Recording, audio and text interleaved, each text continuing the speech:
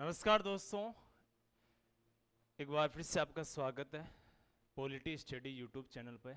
और हम बात कर रहे हैं करंट अफेयर सितंबर 2024 के पहले वीक का, यानी साप्ताहिक करंट अफेयर रहेगा। और बहुत ही महत्वपूर्ण टॉपिक जो इंडिया और वर्ल्ड पर आधारित रहेंगे उन प्रश्नों का हम बात करेंगे, और थ्योरिकल प्रश्न इसमें रहेंगे। ठीक है, महत्वपूर्ण हर मुद्दे के जो मुख्य बातें उसके संदर्भित हम बात करेंगे। तो फटाफट जान लेते हैं।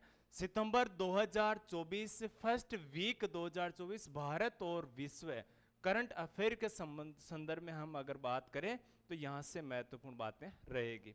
देखते हैं सबसे पहले पेरिस पैरा ओलंपिक 2024 में भारत की क्या स्थिति रही। अभी मैं एक चीज बताऊं कि 28 अगस्त 2024 से 8 सितंबर 2024 तक पेरिस में पैरा ओलंपिक के गेम्स का आयोजन हुआ था। उसके संदर्भ में मैं बात करूं, एक चीज बता दूं, इससे पहले पेरिस में ही ओलंपिक हुए थे और पेरिस के ओलंपिक में भारत ने 6 पदक जीते थे। ऑल ओवर अगर हम बात करें तो टोटल पदक ही कितने जीते थे, 6 पदक उसमें जीते थे। यहां पैरा ओलंपिक की बात करें तो आयोजन फ्रांस की राजधानी पेरिस में हुआ। दूसरी बात, इसमें जब उद्घाटन था उस समय जो प्रमुख रूप से ध्वजवाहक रहे थे वो रहे थे एक तो भाला फेंक खिलाड़ी सुमित अंतिल और गोला फेंक खिलाड़ी भाग्यश्री जाधव। ये उद्घाटन समारोह में ध्वजवाहक देश के रहे थे। और हमेशा समापन समारोह में ध्वजवाहक जो अच्छे खासे पदक जीते हैं, स्वर्ण पदक लाते हैं, वो रखे जाते हैं। भारत का इसमें ध्यान रखना बहुत अच्छा प्रतिनिधित्व रहा था। और 29 मेडल के साथ पैरा ओलंपिक का जो सफर है वो क्या हो गया, समाप्त हो गया। हालांकि इसमें पाकिस्तान को भारत ने पीछे छोड़ा है। भारत में पैरा ओलंपिक पदक तालिका में 18वें स्थान पर रहा। और किस आधार पर क्या स्थिति रही उसकी बात करें तो भारत ने कुल इसमें 7 गोल्ड पदक जीते हैं, 9 सिल्वर पदक और 13 ब्रॉन्ज मेडल इसमें जीते हैं। ठीक है, अब देखो इसमें नंबर, इधर हम देश की बात कर रहे हैं, उधर गोल्ड की बात करें, सिल्वर और ब्रॉन्ज और ऑल ओवर टोटल कितनी जीते। तो पहले स्थान पे चीन है 219 पदों के साथ, ब्रिटेन 122 के साथ में, अमेरिका 103 पदकों के साथ में तीसरे स्थान पे, नीदरलैंड इसमें चौथे स्थान पे। भारत आपके लिए इंपॉर्टेंट है अगर एग्जाम की दृष्टि से देखा जाए तो भारत इसमें 18वें स्थान पे रहा, जिसमें 7 तो जीते इन्होंने गोल्ड, 9 पदक इसमें जीते हैं सिल्वर यानी रजत पदक, और ब्रॉन्ज पदक जीते इसमें 13। ऑल ओवर देखे तो भारत का इसमें बहुत अच्छा प्रतिनिधित्व यानी बहुत अच्छा इसमें रहा है, स्कोर बहुत शानदार किया है इन्होंने। भारत का सर्वश्रेष्ठ प्रदर्शन की बात करें तो टोक्यो में रहा था। इससे पहले टोक्यो के जो ओलंपिक हुआ था 2020 में, उसमें 5 गोल्ड, 8 सिल्वर और 6 ब्रॉन्ज के साथ में 19 पदक जीते। अब याद रखना वर्तमान में हमने 18वां स्थान और उस समय 24वां स्थान था, उसमें 19 पदक थे। अब कितने पदक हो गए, अब पदकों की संख्या 29 हो गई। क्लोजिंग सेरेमनी की बात करें, जो समापन समारोह रखा गया था उसमें ध्वजवाहक गोल्ड मेडल जीतने वाले तीरंदाज एक तो हरविंदर सिंह थे और एक धावक प्रीतिपाल जो गोल्ड मेडल जीता, उन्होंने समापन समारोह में भारत के क्या रहे थे, ध्वजवाहक रहे थे। ठीक है, ये पैरा ओलंपिक की बात नहीं। और प्रमुख रूप से मैं अगर बात करूं तो जो पदक जीतने वाले हैं उनका मैं यहां पर लिस्ट लेकर आया हूं। अवनी लेखरा, मोना अग्रवाल शूटिंग में है, ध्यान रखना। ये देखो यहां से गोल्ड मेडल है, कांस्य पदक है, ब्रॉन्ज मेडल है, ये सारे के सारे किस में है, शूटिंग की बात इसमें आती है। प्रीतिपाल है, उन्होंने ब्रॉन्ज मेडल जीता है इसमें। मनीष नरवाल है शूटिंग में, रुबीना फ्रांसिस, प्रीतिपाल, देखो प्रीतिपाल ने यहाँ ब्रोंज मेडल जीता है, यहाँ फिर उन्होंने एथलेटिक्स में ब्रोंज मेडल जीता है। ठीक है, 100 मीटर है या 200 मीटर है। Nishad Kumar, Yogesh Kathuria athletics silver, Nitesh Kumar badminton gold medal इन्होंने, मनीषा रामदास बैडमिंटन में ब्रॉन्ज मेडल, थुलानिम सिमथी मुरुगेसन और इन्होंने सिल्वर मेडल जीता है। सुहास एल यथिराज बैडमिंटन में सिल्वर, शीतल देवी राकेश कुमार तीरंदाजी में ब्रॉन्ज, सुमित अंतिल एथलेटिक्स में गोल्ड। देखो एक तो गोल्ड सुमित अंतिल ने जीता है और एक गोल्ड देखो अवनी लेखरा राजस्थान से है, ध्यान रखना। मोना अग्रवाल, ठीक है। अच्छा, दूसरा देखो यहाँ पे गोल्ड मेडल नितेश कुमार ने जीता है और इसके अलावा गोल्ड मेडल याद रखना सुमित अंतिल ने जीता है। और नित्या ने ब्रॉन्ज मेडल जीता है। दीप्ति देखो यहाँ पे कांस्य पदक एथलेटिक्स से है। मरियप्पा थंगावेलु एथलेटिक्स में कांस्य पदक है। शरद कुमार सिल्वर मेडल जीता है इन्होंने। Ajit silver medal men's javelin throw में। Sundar Singh Gujjar silver medal athletics में। सचिन सरजेराव खिलाड़ी एथलेटिक्स से सिल्वर मेडल। हरविंदर सिंह तीरंदाजी में ध्यान रखना कौन सा पदक जीता है, गोल्ड। और इधर सिल्वर है धर्मवीर ने और जीता है। परिणम सूरमा एथलेटिक्स में सिल्वर मेडल है। कपिल परमार ब्रॉन्ज मेडल है। प्रवीण कुमार गोल्ड मेडल है इसमें 26 नंबर देखो इसमें। और होकाटो होटोजे इन्होंने ब्रॉन्ज मेडल जीता है। सिमरन ने ब्रॉन्ज। और एक नवदीप सिंह ने एथलेटिक्स में कौन सा पदक जीता है, स्वर्ण पदक जीता है। तो 29 पदक की बात करें तो ये मुख्य रहेंगे। 30 अगस्त को भारत सरकार ने 4 कंपनी को नवरत्न कंपनी का दर्जा दिया है। कौन सी कौन देखो, union finance minister Nirmala Sitharaman है, उन्होंने 4 सेंट्रल पब्लिक सेक्टर अगर हम बात करें एंटरप्राइजेस CPSE को नवरत्न का दर्जा दिया है।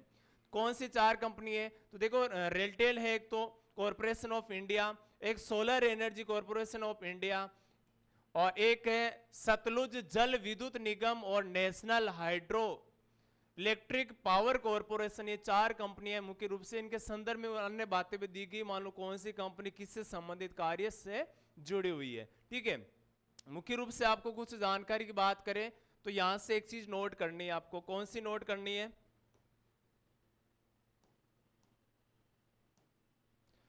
ये 4 कंपनियों जैसे सेंट्रल यानी मान लो कि वर्तमान में बात करें CPSE के साथ नवरत्न कंपनियों की संख्या अब कितनी हो गई, 25। ये महत्वपूर्ण जानकारी है। वर्तमान में महारत्न कंपनियां 13 है, नवरत्न कंपनियां कितनी है, 25 है, और मिनी रत्न यानी इसमें अगर हम बात करें तो टोटली बात करें तो 17। मिनी रत्न फर्स्ट और सेकंड है, ध्यान रखना, ये फर्स्ट और ये इधर सेकंड। और अप्रोक्स ये टोटल कंपनी कितनी है तो 70 कंपनियां इन वर्तमान में। देखो इधर इसके संदर्भ में प्रोजेक्ट नमन, हाल ही में इंडियन आर्मी ने प्रोजेक्ट नमन का फर्स्ट फेज लॉन्च किया है। क्या है ये, तो इसका सबसे पहले बात है अनाउंसमेंट हुआ है 5 सितंबर 2023 को। Launcher Indian army.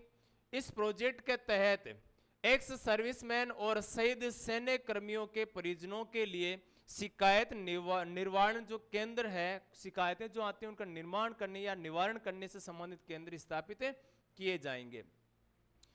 वाल्व चक्रवात महत्वपूर्ण क्वेश्चन है, आसना ध्यान रखना है। कौन सा चक्रवात है तो आसना। ये आसना के संदर्भ में बात हो रही है। इंडिया की मेट्रोलॉजिकल डिपार्टमेंट है, उन्होंने अरेबियन जो अरब सागर है उसके ऊपर चक्रवात आसना के लिए अलर्ट जारी किया था, अभी हाल ही में चल रहा है ये। साइक्लोन आसना का नाम किसने दिया, तो ये महत्वपूर्ण पूछा जाता है कि किसने नाम दिया, तो एक तो पाकिस्तान ने इसका नाम दिया है। दूसरी बात याद रखना, ये अरब सागर में उठा है ये आसना। जो उर्दू शब्द के इसका अर्थ होता है जिसकी प्रशंसा की जानी चाहिए। इसका आसना का अर्थ क्या होता है उर्दू में, जिसकी प्रशंसा की जानी चाहिए, हिंदी अर्थ होता है। ठीक है, ये इससे पहले 1891-23 के बीच अगस्त के दौरान अरब सागर में केवल 3 1976, 64 और 1944 में साइक्लोन स्टॉर्म इससे बने थे।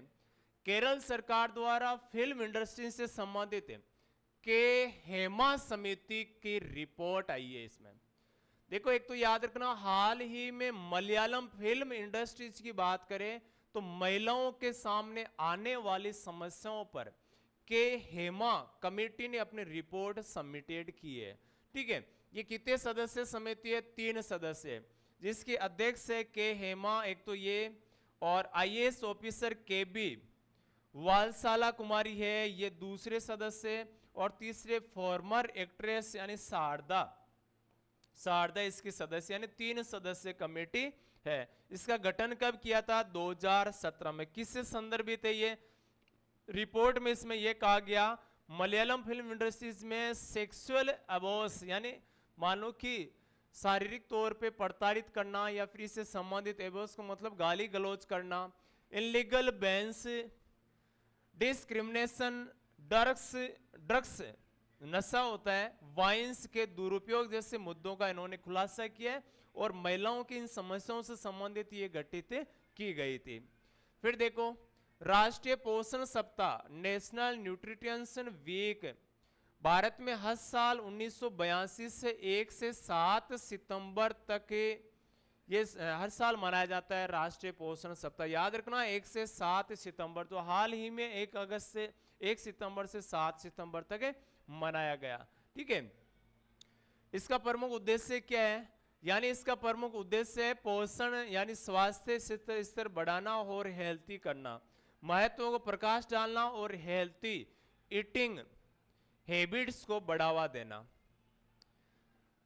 Improve health, world health organization के अनुसार भारत में 36% बच्चे आज भी क्या है? कुपोषित है। महत्वपूर्ण रिपोर्ट है, ध्यान रखना, WHO की। आज भी कितने परसेंट बच्चे कुपोषित के शिकार है? 36%। ठीक है, मैटरनल एंड चाइल्ड हेल्थ भारतीय आंकड़ों के अनुसार 53% है। वुमेन आयरन की कमी है, 53% महिलाओं में भारत में आयरन की कमी है, ध्यान रखना। ठीक है, ये रिपोर्ट के अनुसार बात की गई है। फिर देखो education and awareness government of India, यहां की रिपोर्ट की बात करें तो इनकी रिपोर्ट के अनुसार 40% अगर हम बात करें नोरिशिंग डाइट के महत्व से अनजान है। यानी एक संतुलित भोजन क्या होना चाहिए, इसका कोई प्रकार से उनको अंदाजा नहीं है। ठीक है, prevention of diseases India, heart disease, diabetes and hypertension जैसी डिजाइड्स की वृद्धि 10% प्रतिवर्ष हो रही है। इनकी समस्याओं के हर साल क्या हो रही है? वृद्धि हो रही है। अब देखो नेक्स्ट टॉपिक है यूनिवर्सिटी ऑफ साउथ एम्पटन। इनके अनुसार अगर बात करें तो ये यूके यानी यूनाइटेड किंगडम की यूनिवर्सिटी है। इसका कैंपस है वो गुरुग्राम जो हरियाणा में है वहां खोला जाएगा। अनुमति नेशनल एजुकेशन पॉलिसी जो 2002 की शिक्षा नीति आई थी उसके तहत इसको अनुमति दी गई है। ठीक है, और इस शिक्षा यानी एनईपी की बात करें 2020 के तहत भारत में फॉरेन हायर एजुकेशन इंस्टीट्यूशनल के परिसरों की स्थापना और संचालन की घोषणा यूनिवर्सिटी ग्रांट्स कमीशन यूजीसी ने 2023 में की थी। ठीक है, देखो नेक्स्ट समुद्र प्रताप, यानी मैं बात करूं तो ये समुद्र प्रताप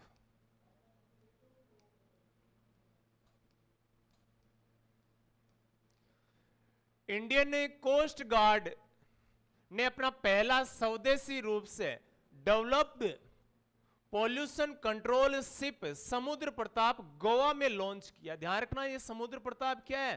तो ये एक पानी में चलने वाली शिप है, ध्यान रखना, जहाज है। ठीक है, और ये इंडियन कोस्ट गार्ड ने पहले स्वदेशी रूप से निर्मित है, ये पॉल्यूशन कंट्रोल करने वाले शिप को लॉन्च किया है, ध्यान रखना। शिप समुद्र प्रताप की बात करें तो गोवा शिपयार्ड लिमिटेड द्वारा विकसित किया गया। उद्देश्य भारत में समुद्र तटों पर तेल रिसाव को रोकना है इसका। अगला देखो दिल्ली का मुख्य सचिव है धर्मेंद्र कुमार को नियुक्त किया है। केंद्रीय गृह मंत्रालय ने दिल्ली का मुख्य सचिव धर्मेंद्र कुमार को हाल ही में नियुक्त किया है और central home minister senior IAS officer Dharmendra Kumar को दिल्ली का नया मुख्य सचिव नियुक्त किया। बस यहीं से ये पॉइंट आपको याद रखना है। ठीक है, और नरेश कुमार के स्थान पर इनको नियुक्त किया गया है।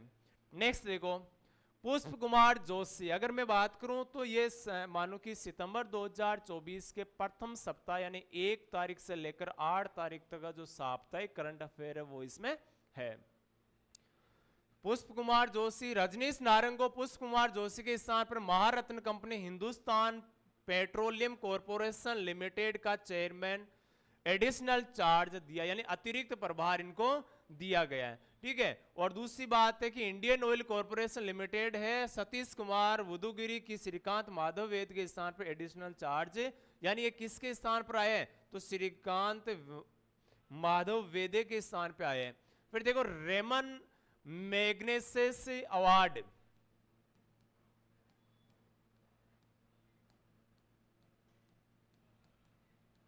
और रेमन मैग्नेसेस अवार्ड 2024 की हाल ही में घोषणा हुई है। उसके संदर्भ में मैं अगर बात करूं तो देखो इसमें 66वां ये रेमन मैग्नेसेस अवार्ड 2024, इसके विनर कौन है किस आधार पे बात करें तो अभी हाल ही में ये एशिया का नोबेल प्राइज या नोबेल पुरस्कार कहा जाता है इसको। इसका नाम फिलीपींस के तीसरे राष्ट्रपति रेमोन मैग्सेसे के नाम पर रखा गया है। फर्स्ट टाइम यानी पहली बार ये पुरस्कार कब दिया गया, तो 1958 में दिया गया। यानी ये पहला अवार्ड कब दिया गया रेमन मैग्सेसे पुरस्कार, तो 1958 में। अगर उद्देश्य की बात करें, ऑब्जेक्टिव बात करें यहां से, तो एशिया के उन व्यक्तियों और संगठनों को सम्मानित करना जिन्होंने सार्वजनिक क्षेत्र में योगदान दिया। ऐसे व्यक्तियों को दिया जाता है जो सार्वजनिक क्षेत्र में योगदान दिया हो। यह अवार्ड है पाने वाले पहले भारतीय विनोबा भावे थे, ध्यान रखना। और विनोबा भावे को कब मिला था, 1958 में। कम्युनिटी लीडरशिप की वजह से, यानी एक ग्रुप के साथ में एक लीडरशिप की वजह से, नेतृत्व की वजह से उनको मिला था। ठीक है, पॉइंट महत्वपूर्ण है। यानी ये एशिया का नोबेल प्राइज इसको कहा जाता है और पहले इसको प्राप्त करने वाले विनोबा भावे थे। फिर देखो सबसे पहले मिला किस किस को, तो नंबर 1 देखो नगुयेन थी नगोक फ्योग, ये वियतनाम के रहने वाले, इनको मिला। एक तो किस क्षेत्र में मिला, देखो सुरक्षा के लिए कार्य किया था इन्होंने, और वियतनाम में फिजिशियन एजेंट ऑरेंज से सुरक्षा के लिए कार्य के कारण ये दिया गया है। नेक्स्ट देखो नंबर 2 पे बात करें तो कर्मा फुंटासो, और कर्मा फुंटासो कहां के रहने वाले, भूटान के।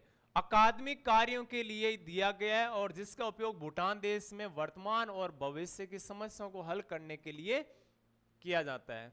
फिर देखो मियाजाकी हायायो, तीसरा पुरस्कार ये जापान को मिला है। मियाजाकी हायायो पर्यावरण संरक्षण और फिल्म निर्देशक है, ये संरक्षक है और फिल्म निर्देशक। चौथा पुरस्कार है रूरल डॉक्टर्स मूवमेंट, और यह है थाईलैंड के चिकित्सकों के एक समूह जो ग्रामीण क्षेत्रों में स्वास्थ्य सुविधा प्रदान करता है। एक समूह है डॉक्टरों का जो घर यानी गांव में घूम घूम के स्वास्थ्य सेवाएं प्रदान करने का काम करता है।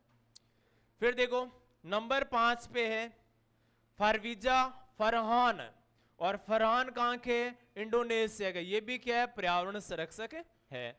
अगला देखो वायुसेना का उपग्रह उप प्रमुख नियुक्त किया गया। हाल ही में वायुसेना का उप प्रमुख नियुक्त किया गया, कब, तो 1 सितंबर को 2024 को। एयर मार्शल तेजिंदर ने इंडियन एयरफोर्स डिप्टी चीफ का पद संभाला है, जिन्होंने एयर मार्शल आशुतोष दीक्षित के स्थान पर नियुक्त किया गया। देखो बनाया किसको है, तो एयर मार्शल तेजेंद्र को बनाया, ध्यान रखना, तेजेंद्र सिंह को। ठीक है, और किसके स्थान पे, आशुतोष दीक्षित के स्थान पे इनको बनाया है।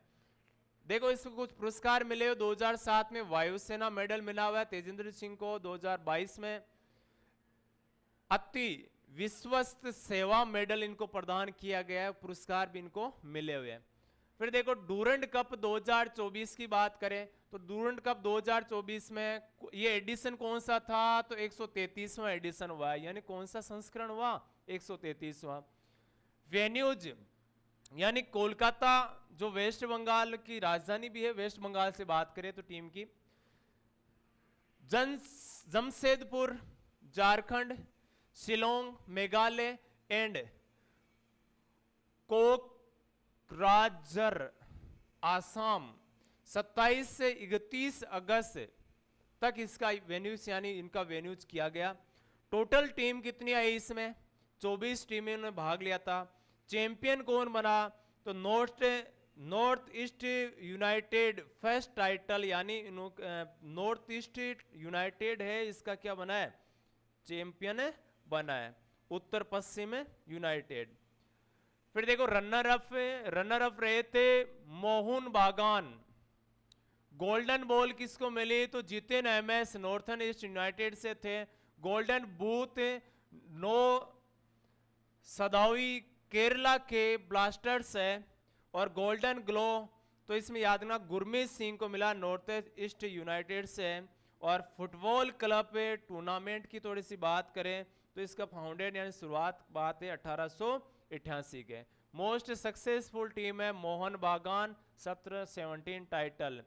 डूरंड कप फुटबॉल टूर्नामेंट जिसे डूरंड कप के नाम से जाना जाता है, इसकी शुरुआत है सर हैरी मोर्टिमर डूरंड ने की 1888 में शिमला में की थी। महत्वपूर्ण बात है डूरंड कप की बात करें तो सबसे पहले शुरुआत कब हुई थी, सन 1888 में। किसके द्वारा, तो हेनरी मोर्टिमर के द्वारा की गई। और यहां पर बात करें तो गोल्डन बॉल है most outstanding player of the tournament को दिया जाता है। और गोल्डन बूट की बात करें top goal scorer of the tournament, goal करने वाले व्यक्ति को दिया जाता है, खिलाड़ी को। गोल्डन ग्लो की बात करें best goalkeeper of the tournament, यानी जो सबसे बेस्ट गोलकीपर होता है उसको ये दिया जाता है। ठीक है, तो यहां आप बांधते ये चीज याद रखना। सोयाबीन का सर्वाधिक उत्पादन है भारत, यानी हम बात करें तो उत्पादन की आंकड़े थोड़े बदले हैं। किस आधार पे बात करें तो 2023-24 की रिपोर्ट के अनुसार सबसे ज्यादा उत्पादन करने वाला राज्य कौन सा है, तो सबसे ज्यादा सोयाबीन का उत्पादन करने वाला राज्य मध्य प्रदेश बन गया। जबकि 2022-23 की रिपोर्ट के अनुसार प्रथम स्थान पे महाराष्ट्र था, मध्य प्रदेश दूसरे स्थान पे था, जो अब क्या हो गया है, फर्स्ट स्थान पे आ गया है। ठीक है, तुलनात्मक बात करें तो 0.8 मिलियन टन है उसकी वृद्धि इसमें हुई थी। ठीक है, ये जानकारी आपको सामान्य तौर पे याद रखना है। इसकी बात करें तो यहां से देखो मध्य प्रदेश पहले स्थान पे आ गया और महाराष्ट्र उत्पादन में दूसरे स्थान पे, यानी हाईएस्ट सोयाबीन प्रोडक्टिंग स्टेट है। कौन से राज्य सबसे ज्यादा उत्पादन करते हैं तो महाराष्ट्र, मध्य प्रदेश पहले स्थान पे 5.47 मिलियन टन है, महाराष्ट्र 5.23 मिलियन टन के साथ दूसरे स्थान पे, और राजस्थान सोयाबीन उत्पादन में 1.17 मिलियन टन के साथ तीसरे स्थान पे, ध्यान रखना 8.96%। Digital agriculture mission, central government यानी केंद्र सरकार ने डिजिटल कृषि मिशन के लिए 28.17 करोड़ का बजट प्रावधान किया है। और टेक्नोलॉजी इनकम फार्मर्स प्रोडक्शन को बढ़ावा दिया जाएगा इसमें। और मुख्य रूप से बात करें तो किसानों के जीवन को बेहतर बनाना, उनकी आय को बढ़ाना इसका प्रमुख उद्देश्य है।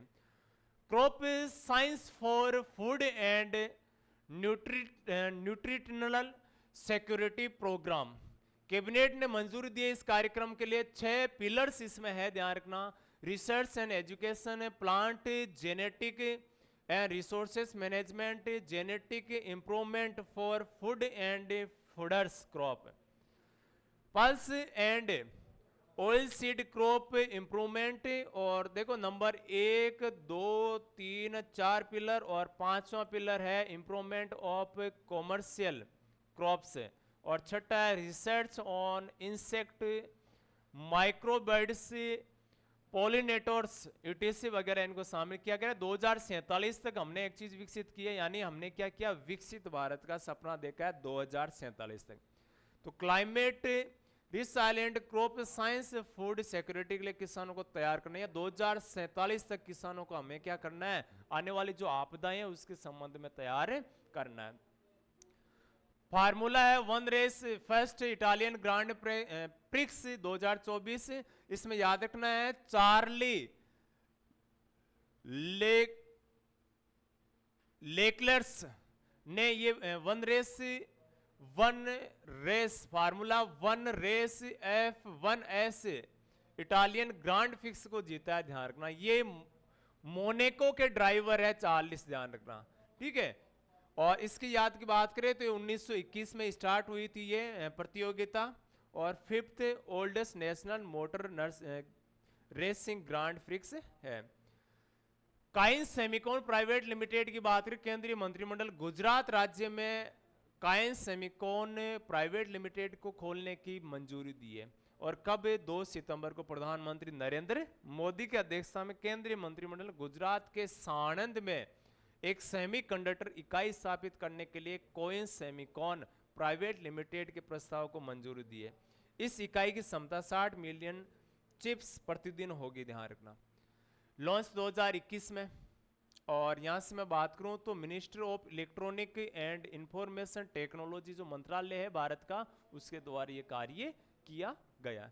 फरवरी 2024 में सेमीकंडक्टर की 3 स्वीकृतियां और दी गई है। यहां से मैं बात करूं टाटा इलेक्ट्रिक है, टाटा इलेक्ट्रिक से है, ध्यान रखना, देकर धोलेरा गुजरात, मोरिगोन आसाम और सनद जिस पावर सनद गुजरात।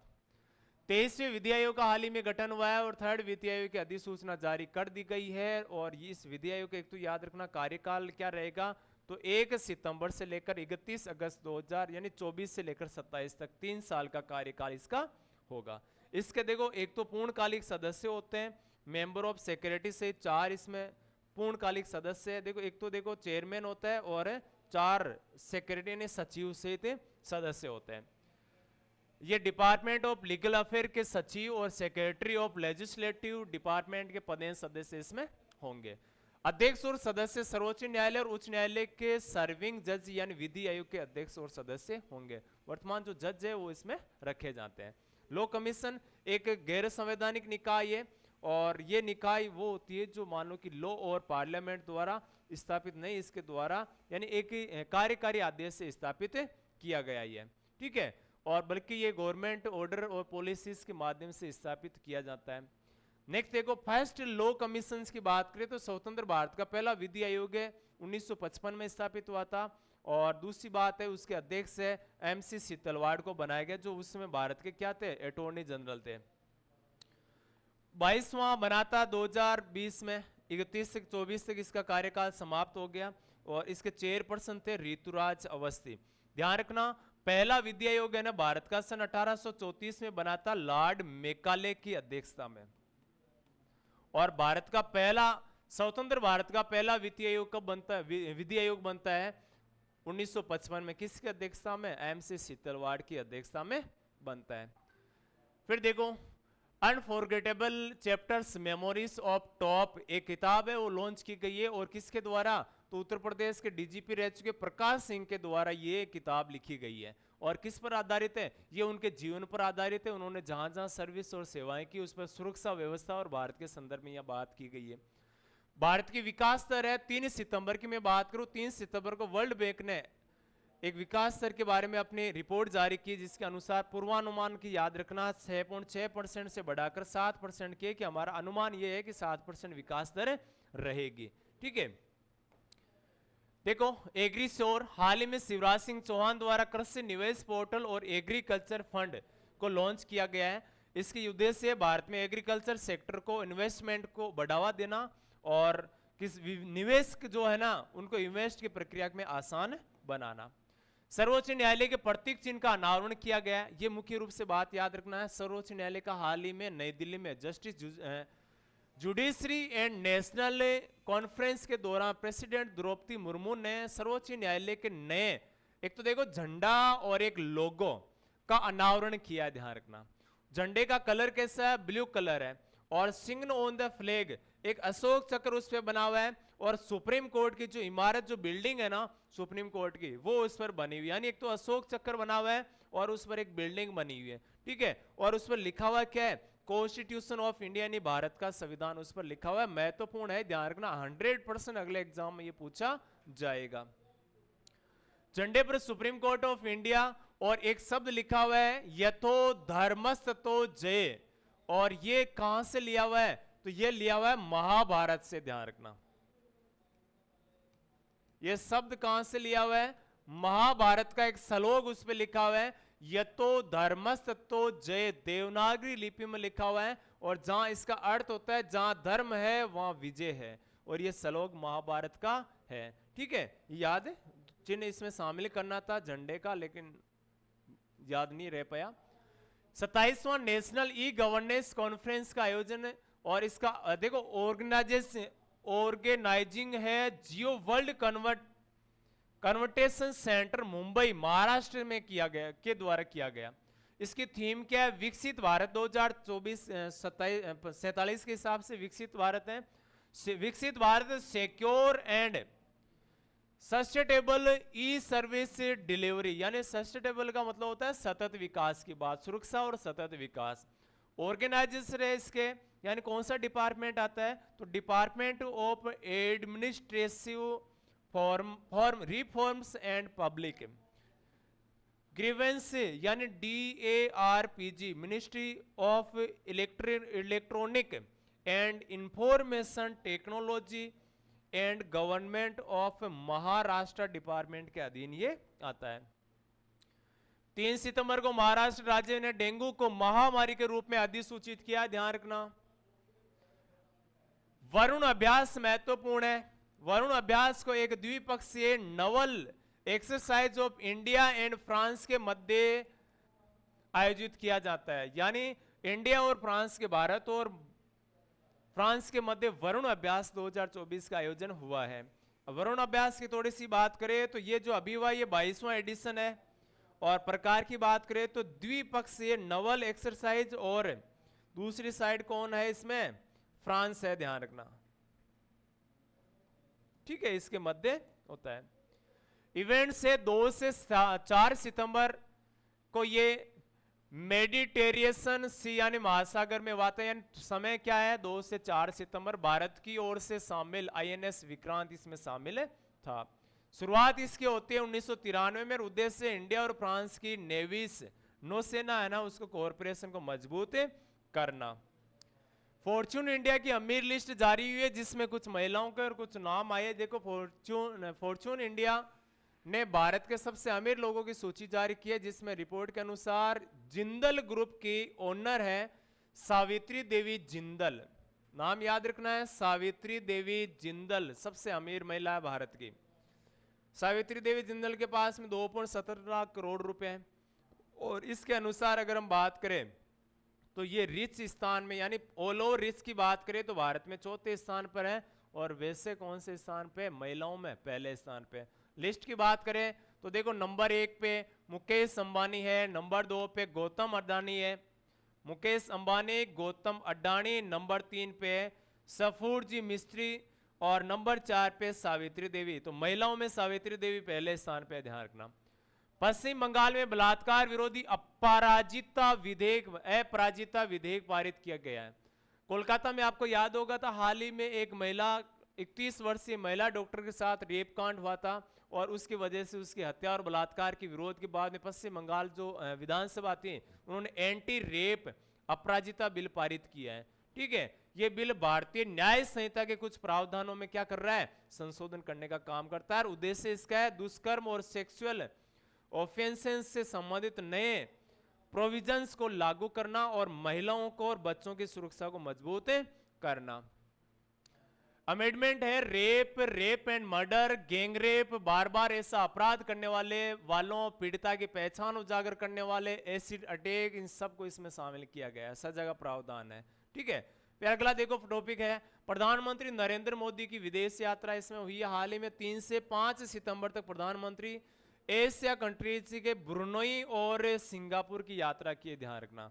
यात्रा का मुख्य उद्देश्य था साउथ ईस्ट एशियन नेशन जो देश है उनके साथ में संबंधों को, यात्रा का हमेशा उद्देश्य संबंधों को मजबूत करना होता है। और प्रमुख बात क्या याद रखनी है, भारत की पॉलिसी है लुक ईस्ट पॉलिसी, जिसका मोदी जी ने नाम क्या कर दिया, एक्ट लुक पॉलिसी कर दिया है। और इसका हिस्सा यानी पूर्व की ओर देखो जो हमारी पॉलिसी थी, और उससे संदर्भित बात इसमें की गई है। ब्रुनोई की यात्रा में उन्हें याद रखना है कि मोदी जी पहले यात्रा करने वाले पहले भारत के प्राइम मिनिस्टर हैं। यात्रा का दौरान ब्रुनोई के सुल्तान बोल्किया से मुलाकात भी की, दोनों देशों के मध्य व्यापार संबंधों के लिए चर्चा भी हुई थी। और डिफेंस है, ट्रेड है, व्यापार है, इन्वेस्टमेंट है यानी निवेश है, एनर्जी है, ऊर्जा वगैरह, स्पेस टेक्नोलॉजी, हेल्थ, इन सबसे संबंधित बातें, कुछ संस्कृति के संबंध में द्विपक्षीय संबंधों की चर्चा हुई थी। ठीक है, नेक्स्ट देखो, सिंगापुर में 4 सितंबर को प्रधानमंत्री जी पहुंचे और वहां राष्ट्रपति थर्मन षणमुगरत्न से मुलाकात की। याद रखना, आपको यहां से पूछा जाएगा कि कौन से 2 देशों की अभी हाल ही में उन्होंने यात्रा प्रधानमंत्री ने की है।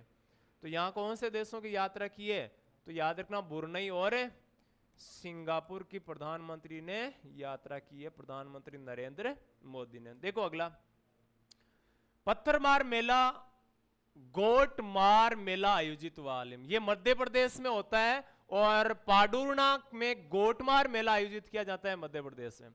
मराठी में इसका अर्थ होता है, गोटमार का अर्थ होता है पत्थर मारना।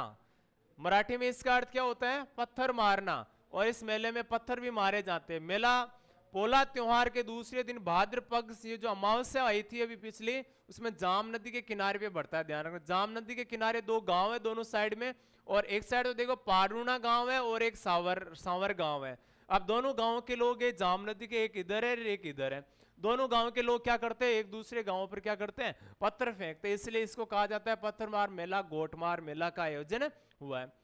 उत्तर प्रदेश महिला आयोग का अध्यक्ष नियुक्त किया है। Uttar Pradesh government Uttar Pradesh president commission for women's की प्रेसिडेंट एंड वाइस प्रेसिडेंट की नियुक्ति की गई है। ठीक है, अध्यक्ष और उपाध्यक्ष की नियुक्ति की गई है। बस इतना याद रखना किसको बनाया है, यानी Uttar Pradesh commission for women's की बात करें तो प्रेसिडेंट बबीता चौहान को बनाया है, और वाइस प्रेसिडेंट यानी उपाध्यक्ष किसको बनाया तो चारू चौधरी और अपर्णा यादव को बनाया है। बस ये चीजें नॉर्मली आपको याद रखनी है। बाकी सामान्य जानकारी इसके संबंध में थोड़ी सी बात है कि राष्ट्रीय महिला आयोग है, उसकी बात कर लेते हैं। ये एक्ट है, राष्ट्रीय महिला आयोग है, एक्ट है 1990 के तहत नेशनल कमीशन फॉर वुमेन का गठन 1992 में, यानी एक्ट 1990 का, और गठन कब हुआ था 1992 में। और राष्ट्रीय महिला आयोग के अध्यक्ष वर्तमान में कौन है, याद रखना रेखा शर्मा है। राष्ट्रीय राजधानी क्षेत्र दिल्ली शासन अधिनियम 1991 में कुछ संशोधन हुए हैं, ध्यान रखना। राष्ट्रपति द्रौपदी मुर्मू ने इस अधिनियम government of national capital territory of Delhi act है 1991 में, इसी का हिंदी अंग्रेजी अनुवाद है। उपराज्यपाल के अधिकारों को थोड़ा और बढ़ा दिया, ध्यान रखना। जो लेफ्टिनेंट गवर्नर है, एलजी बोलते हैं, उसकी राजधानी अथॉरिटी बोर्ड कमीशन और स्ट्रेटजी बॉडी को गठन कर सकेंगे। इसके अलावा वे इन सभी बॉडीज के मेंबर के अपॉइंट भी कर सकेंगे, यानी शक्तियां उन्होंने गठन और अपॉइंट करने की शक्तियां थोड़ी सी और बढ़ा दी। यानी राज्य दिल्ली में अभी मुख्यमंत्री तो जेल में है और उनके संदर्भ में कुछ और शक्तियां यानी सेंट्रल गवर्नमेंट ये कार्य राष्ट्रपति के माध्यम से संचालित कर रही है। एक संविधान संशोधन है जो 1991 में हुआ था, और इसमें नाम कर दिया, दिल्ली का नाम कर दिया था राष्ट्रीय राजधानी क्षेत्र। एक तो ये याद रखना है, और आर्टिकल है 239AA और 239A भी जोड़े गए थे इसमें। ठीक है, और यूनियन टेरिटरी यानी केंद्र शासित प्रदेश को विशेष दर्जा इसमें दिया गया। 239AA में क्या है, यूनियन टेरिटरी दिल्ली है ना, उसको नेशनल कैपिटल टेरिटरी ऑफ यानी राष्ट्रीय राजधानी क्षेत्र दिल्ली बनाया गया, और इसके प्रशासन को क्या बना दिया, जो मान लो कि राज्यपाल नहीं होता है केंद्र शासित प्रदेशों में, उपराज्यपाल, तो इसमें देखो लेफ्टिनेंट गवर्नर नाम दिया गया। दिल्ली के लिए असेंबली की व्यवस्था की गई, जो पुलिस, भूमि, लोक व्यवस्था, अतिरिक्त स्टेट लिस्ट और कॉन्क्रीट लिस्ट यानी जो संवर्धित सूची है उसके विषय पर कानून बना सकती है। और दिल्ली के लिए एक मंत्री परिषद का प्रावधान करता है, जिसके अनुसार दिल्ली में ध्यान रखना बाकी में अधिकतम मंत्रियों की संख्या 15% होती है, जबकि दिल्ली में कितनी होती है, मुख्यमंत्री से 10% हो सकती है। ये इस बिल से संबंधित कुछ जानकारियां और है, ध्यान रखना। ठीक है, अगला देखो, ग्रीन हाइड्रोजन पर अंतरराष्ट्रीय सम्मेलन के दूसरे संस्करण का हाल ही में आयोजन हुआ है, और यहां से मैं बात करूं तो ये सेकेंड एडिशन था, ध्यान रखना। आयोजन नई दिल्ली में 11 से 13 सितंबर तक किया जाएगा। इसका आयोजन कब होगा, यानी अभी निर्धारित हुआ कब होगा, तो 11 से 13 सितंबर को। न्यू रिन्यूएबल एनर्जी मिनिस्टर यानी प्रहलाद जोशी है, उनके द्वारा इनकी घोषणा की गई थी, और ग्रीन हाइड्रोजन इंटरनेशनल लेवल पर सहयोग बढ़ाकर नई तकनीकी और अवसरों को विकसित करना है। डीके सुनील को हाल ही में हिंदुस्तान एरोनॉटिक्स लिमिटेड का चेयरमैन और मैनेजिंग डायरेक्टर का अतिरिक्त प्रभार दिया गया। डीके सुनील है वो किसका स्थान लेंगे, तो वो सीबी अनंत कृष्णन का स्थान पर अपॉइंट उनको किया गया है। यहां से थोड़ी सी जानकारी कि हिंदुस्तान एरोनॉटिक्स लिमिटेड है, उसकी स्थापना की बात करें 23 दिसंबर 1940, और इंडियन पब्लिक सेक्टर यानी एक इंडियन पब्लिक सेक्टर है, ये एरोस्पेस और डिफेंस कंपनी है, ध्यान रखना। ठीक है, ये चीज थोड़ी सी जानकारी। हेडक्वार्टर कहां पर है, बेंगलोर कर्नाटक में। सड़क सुरक्षा पर दक्षिण पूर्व एशिया क्षेत्रीय रिपोर्ट आई है, और उस रिपोर्ट के अनुसार बात करें तो वर्ल्ड हेल्थ ऑर्गेनाइजेशन की रिपोर्ट जारी की है। इसके अनुसार देखो, रोड एक्सीडेंट की 28% मौत है वो साउथ ईस्ट एशिया में होती है, ध्यान रखना, और इस क्षेत्र में दर्ज की गई है। साउथ ईस्ट एशिया देशों में 2021 में सड़क दुर्घटनाओं में 3,30,222 लोगों की मौत हो गई थी, ये जानकारी इनमें दी गई है। और भारत की बात करें तो भारत में 2021 में रोड एक्सीडेंट में होने वाले डेथ की एस्टिमेटेड नंबर यानी लगभग ये दिए है 2,16,618, 2010 से 21 में 2.1% वृद्धि हुई है, और भारत में 15.4 डेथ रिकॉर्ड की गई है, ध्यान रखना। एवरेज भारत विश्व की एवरेज 15 और भारत की विश्व से थोड़ी सी एवरेज ज्यादा है। प्रथम अंतर्राष्ट्रीय सौर महोत्सव का हाल ही में बात करें तो इसमें महोत्सव की बात करें, फर्स्ट इंटरनेशनल सौर फेस्टिवल जो 5 से 6 सितंबर 2024 को नई दिल्ली में भारत के मंडपम में किया गया, यानी भारत के नई दिल्ली में कहाँ किया गया, मंडपम नामक स्थान पे किया गया। सौर महोत्सव विश्व का पहला है, ध्यान रखना ये। और उद्देश्य क्या है, सोलर एनर्जी को बढ़ावा देने के लिए न्यू टेक्नोलॉजी को डेवलप करने से इंटरनेशनल सोलर अलायंस के द्वारा फर्स्ट इंटरनेशनल सोलर फेस्टिवल का आयोजन नई दिल्ली में किया जा रहा है। 5 सितंबर को प्रधानमंत्री मोदी ने वीडियो कॉन्फ्रेंसिंग के जरिए इसका उद्घाटन किया और ऊर्जा को ग्लोबल डिमांड को पूरा करने के लिए जो मान लो कि परंपरागत बात की वापस एनर्जी है, कोल या जैसे कोयला है, पेट्रोलियम है, जो वापस रिन्यू नहीं हो सकती, उस पर डिपेंड को थोड़ा सा कम करना उद्देश्य है इसका।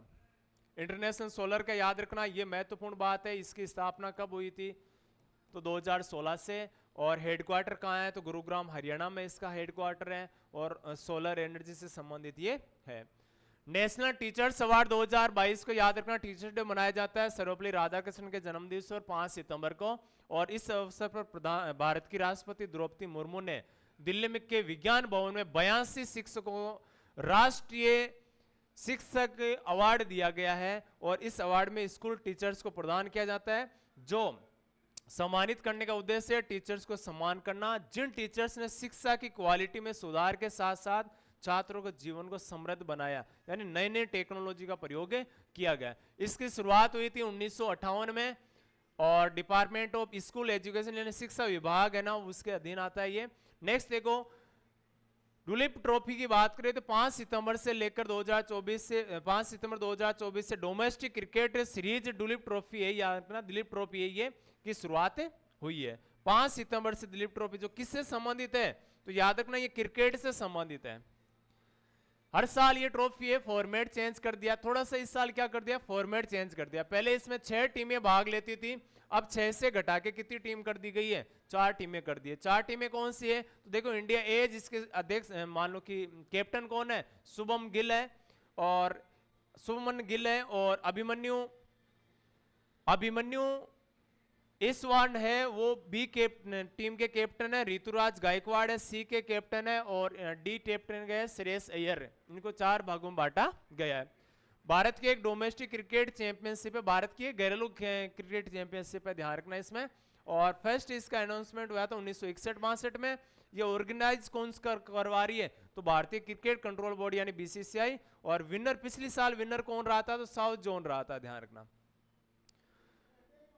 भारत अमेरिका संयुक्त सैन्य अभ्यास युद्ध अभ्यास 2024 की बात करें तो युद्ध अभ्यास नाम ही क्या है इसका, युद्ध अभ्यास 2024 है। ये महाजन फायरिंग रेंज है, उसमें किया जा रहा है, याद रखना। यहां से राजस्थान में है, ध्यान रखना। राजस्थान इसका आयोजन कहां हो रहा है, तो राजस्थान के महाजन फायरिंग रेंज में हो रहा है। एडिशन इसका कौन सा है, तो 20वां ये एडिशन है, यानी संस्करण है। कंट्री ऑफ इंडिया और अमेरिका के मध्य होता है। ये कौन सा, यानी देखो अमेरिका संयुक्त सैन्य अभ्यास कौन सा, युद्ध अभ्यास नाम है, और अमेरिका और भारत के मध्य हो रहा है। 20वां वर्तमान में हो रहा है, कहां पर, महाजन फायरिंग रेंज है राजस्थान में। इवेंट है महाजन फील्डिंग फायरिंग रेंज राजस्थान, 9 से 22 सितंबर तक ये चलेगा। पर्पज क्या है, भारत और अमेरिका के मध्य सहयोग को मजबूत करना। और इसके अलावा देखो इसमें स्टार्टिंग होता है, इसकी स्टार्टिंग हुई थी अभ्यास युद्ध अभ्यास का 2002 में स्टार्ट हुआ था। और पिछला अलास्का अमेरिका में इसका संस्करण का अभ्यास रखा गया था। ग्लोबल आर्टिफिशियल इंटेलिजेंस समिट 2024 का आयोजन हाल ही में किया गया। कहां पर किया गया है, तो तेलंगाना हैदराबाद के chief minister R Revanth Reddy ने इसका उद्घाटन किया है। और थीम क्या है, making even world work for everyone, इसकी थीम है, ध्यान रखना, ग्लोबल आर्टिफिशियल की। और ऑब्जेक्टिव की बात करें, आर्टिफिशियल कुछ नया संस्करण इंटेलिजेंस को उपयोग को बढ़ावा देना, साथ ही इसके विस्तार के लिए सभी को एक प्लेटफॉर्म तैयार करके देना। वैदिक 3D म्यूजियम बनाया है, और ये म्यूजियम सुसज्जित म्यूजियम है, ध्यान रखना, जो वैदिक सभ्यता से यानी सिविलाइजेशन, कल्चर, संस्कृति, रिलीजन्स, धर्म, साइंस, विज्ञान, लाइफ स्टाइल जीवन शैली को 3D टेक्नोलॉजी से माध्यम से टेक्निक के माध्यम से जीवंत रूप से प्रस्तुत करना है। आपने देखा होगा जैसे मान लो जैसे गणेश चतुर्थी पर कुछ वीडियो आए थे, जैसे मान लो कि गणेश जी की फोटो है, फोटो चल रही है जिस प्रकार से, ठीक है, मूर्ति बनाई और उसको चलाना इस प्रकार का, तो ये इस प्रकार का 3D म्यूजियम है जिसमें ऐसा लगता है कि वास्तव में ये घटना ऐसे हो रही है। और वर्चुअल रियलिटी की बात करें माध्यम से इसमें दिखाया जाएगा। यह है कहां, तो याद रखना उत्तर प्रदेश गवर्नमेंट ने वाराणसी के सांपूर्णानंद संस्कृत यूनिवर्सिटी में वैदिक 3D म्यूजियम की स्थापना की है। फिर देखो सिद्धार्थ अग्रवाल के संदर्भ में बात करें तो ये वो व्यक्ति है जो इंग्लिश चैनल को अकेले तैरकर पार करने वाला सबसे उम्र दराज भारतीय बन गए। और ये बेंगलुरु के तैराक के सिद्धार्थ अग्रवाल और तैरकर पार किया सबसे उम्र दराज भारतीय बने। तो इनकी आयु कितनी है ध्यान रखना, तो इनकी आयु है 49 साल। ये रिकॉर्ड उन्होंने 49 साल में बनाया था। इससे पहले सबसे कम आयु की बात करें तो 16 साल की जिया राय इस चैनल को तैरकर पार किया था। और सबसे कम उम्र की और सबसे तेज की बात करें तो कम और तेज में आता है पारा स्विमर, ठीक है, बनी थी, पैरा स्विमर बनी थी ये। फिर देखो विश्व शांति बुद्ध अभ्यास बुद्धा विहार, विश्व शांति बुद्ध विहार और प्रेसिडेंट द्रौपदी मुर्मू ने महाराष्ट्र के लातूर जिले में उदगिरी में नवनिर्मित विश्व शांति बुद्ध विहार का इनोगेशन यानी उद्घाटन किया है। और ये ध्यान रखना विहार है, डिजाइन है बिहार की बौद्ध स्तूप की तरह बनाया गया है।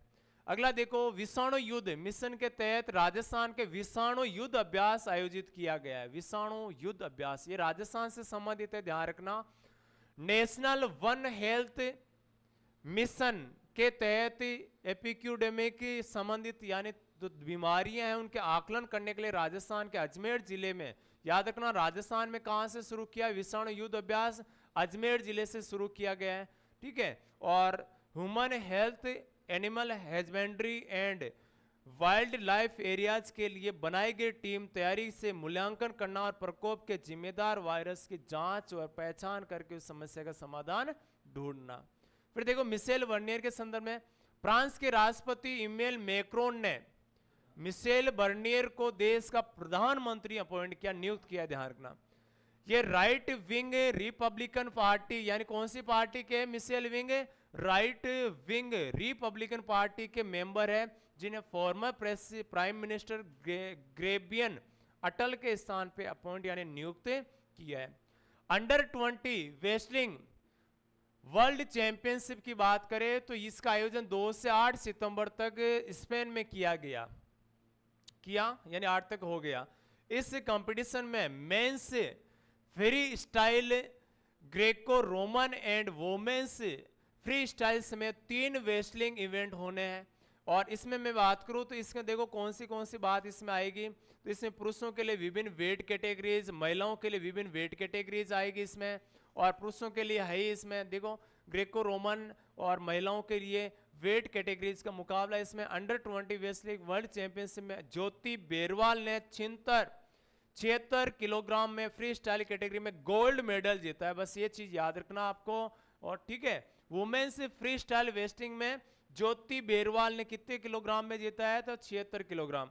ज्योति बेरवाल ने फाइनल मैच में यूक्रेन की मारिया ओरलेविच को हराया, गोल्ड लिया है उन्होंने।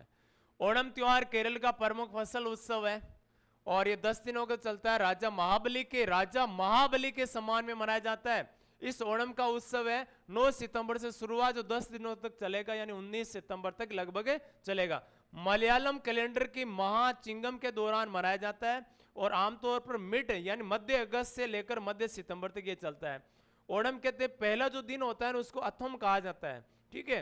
नेक्स्ट देखो ओणम के कुछ हिस्से हैं जिसमें वल्लभकाली यानी नौका दौड़ होती है, पुलिकली यानी बाघ नृत्य होता है, पुक्कलम यानी फूलों की रंगोली सजाई जाती है, ओनाथनप्पन यानी पूजा की जाती है, ओणम काली, रस्सा कस्सी, तुम्बी तुलाल महिला नृत्य होता है उसको कहा जाता है, और कुंभ ट्विकली यानी मुकुटा नृत्य, मुकुटा पहनकर उससे नृत्य किया जाता है।